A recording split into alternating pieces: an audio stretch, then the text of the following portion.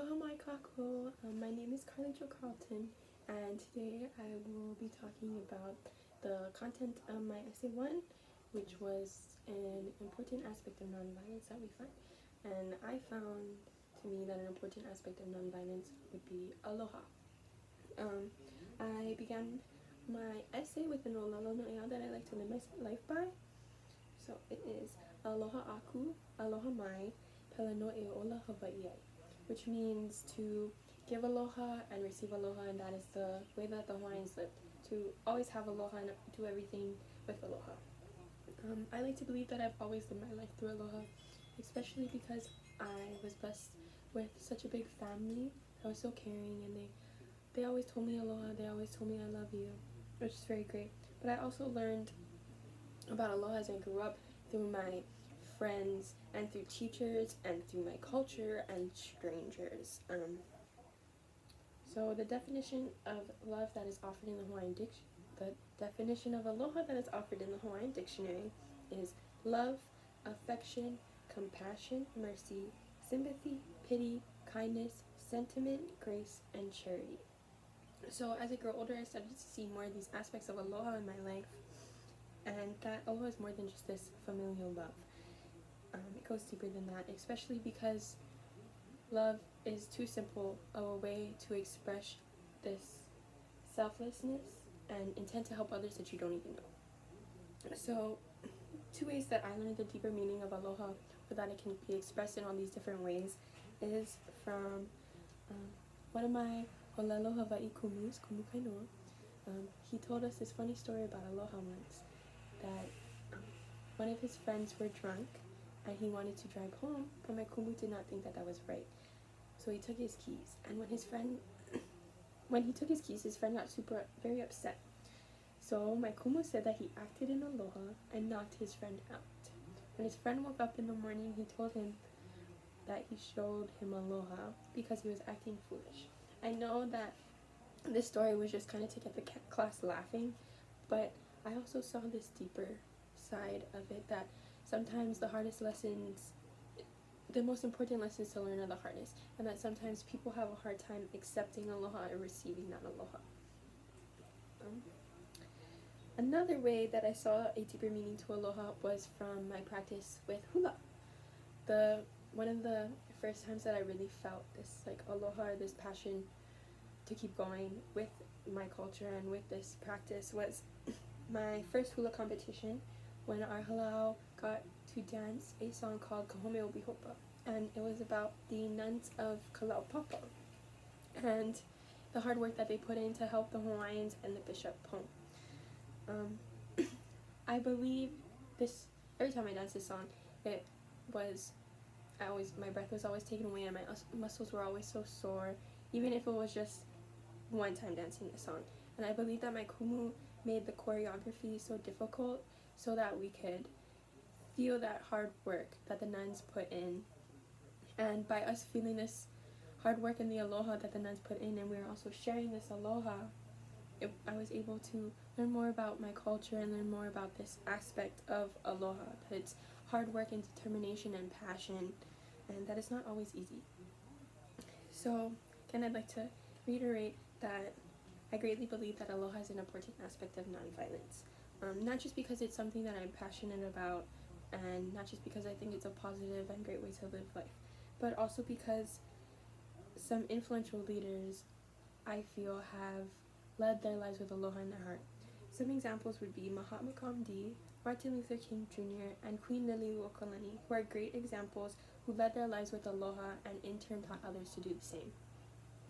So I believe that Gandhi showed aloha through his ahisma, which was the power of nonviolence from the Hindu perspective, and Satyagahara, which was his theory of holding strong within your truth.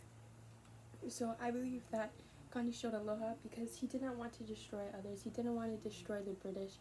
He just wanted to save his people. And I believe that he also was very prepared and determined to keep going through with his path of transformation. So not wanting to destroy others and wanting to stay strong in this truth of aloha and love is what really is what really exemplifies Gandhi as a leader who showed aloha and who lived life with aloha. Another example would be Martin Luther King Jr., and I believe that his revolution of values, or more so the way he wished to reach this transformation, was how he greatly expressed aloha. He made a call for change through compassion and charity and kindness, and not violence, which are all fundamental emotions that I believe are encompassed in aloha. So a more obvious and explicit example of a leader that exemplifies aloha, I believe, would be Queen Liliuokalani, because of her selflessness to prevent bloodshed of her people. She chose the love for her people over her love for the power, and this composure and compassion that she felt is a great example of aloha. Not only through her political journey did she show aloha, but also through her musical journey.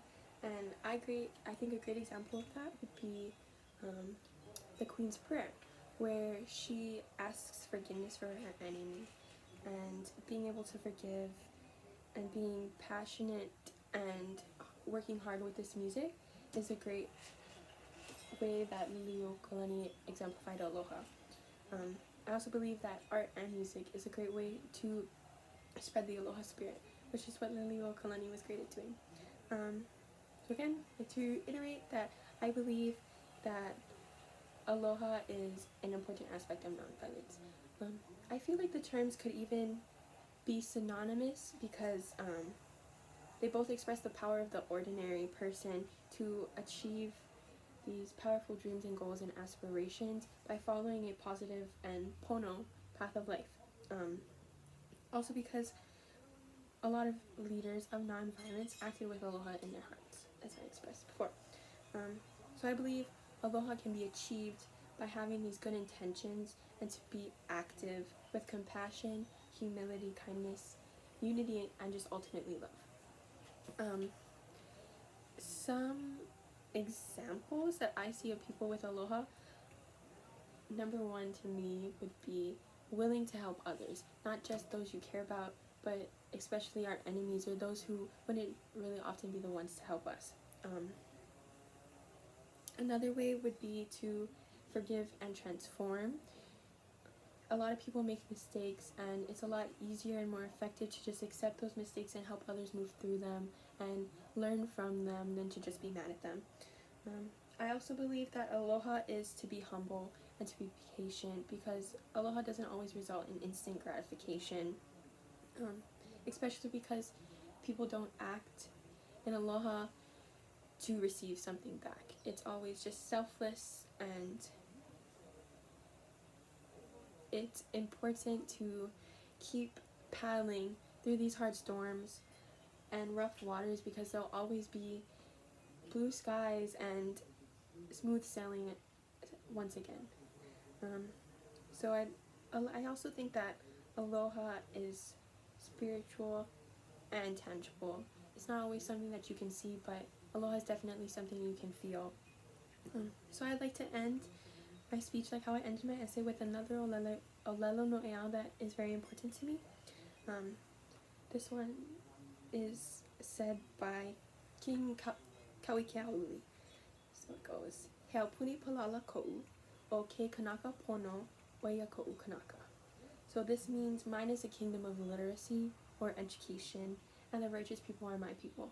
And how I interpreted this quote when I first read it was that if you keep good company with these pono and right people who spread the aloha, then your kingdom will be strong with this knowledge and education of nonviolence and the spirit of aloha.